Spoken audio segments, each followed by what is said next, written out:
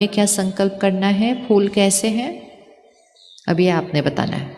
फूल दिख रहे हैं, मुरझा रहे हैं, लेकिन हमें कौन सा संकल्प देना है फूलों को? फूल कैसे हैं? अच्छे से बोलो। बहुत सुंदर है, बहुत बढ़िया। और क्या बोलेंगे? ये फूल कितने खिले हुए हैं, ये फूल कितनी खुशबू दे रहे हैं, क्योंकि उस फूलों के अंदर विशेषता भी है और कुछ कुछ थोड़ी सी आसपास मुरझाइश भी है। इसी तरह जितने लोगों के साथ हम रहते हैं उनके पास विशेषता भी है और कुछ कुछ कमज़ोरी भी है, लेकिन हम उनकी विशेषता को कई बार नहीं सोचते, लेकिन कमज़ोरी का हम बहुत चिंतन भी करते, वर्णन भी करते हैं। और जब दूसरा वर्णन करता है तो हम उसको सुनते भी हैं। किस किस के पास ये आदत है सुनने की? हाँ उसने ऐसा किया, हाँ हाँ हाँ, करो करो, ऐसे ऐसे करो, ऐसे करते हैं ना। तो परमात्मा कहते हैं कोई अगर किसी की कमज़ोरी सुना रहा है और अगर हमने ऐसे ऐसे भी किया ना सुनते हुए, तो हम उस कर्म का हिस्सेदार बन गए हैं, क्योंकि हमने उस वायुमंडल में उसकी कमज़ोरी को फैला दिया। और जिस आत्मा के बारे में हम बात कर रहे थे उस तक वो कमज़ोरी के वाइब्रेशन जाकर उसकी कमज़ोरी और पक्की करा दी। अब क्या करेंगे?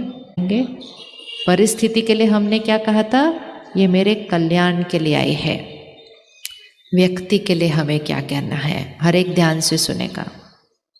उनके पास वो कमज़ोरी है, वो संस्कार है, हमें उसका वर्णन नहीं करना है। उससे हम दूषित होते हैं, वायुमंडल दूषित होता है और उनका वो संस्कार और बढ़ता है, उनकी शक्ति घटती जाती है।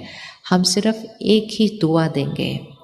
परमात्मा कहते हैं सामने वाला कैसा भी हो, वो आपकी इंसल्ट करे, अपमान करे, गुस्सा करे, आप देने वाली आत्मा, आप दिव्य आत्मा, आप स्वर्ग बनाने वाली आत्मा, आप हर एक को शुभ भावना और दुआएं देते जाओ। अब क्या दुआएं देनी है?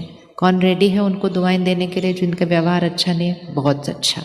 जैसे कोई बीमार होता है हम उसको दुआ देते हैं ना, दुआ देते हैं ना। कोई बीमार हो शरीर से तो हम उसको दुआ देते हैं।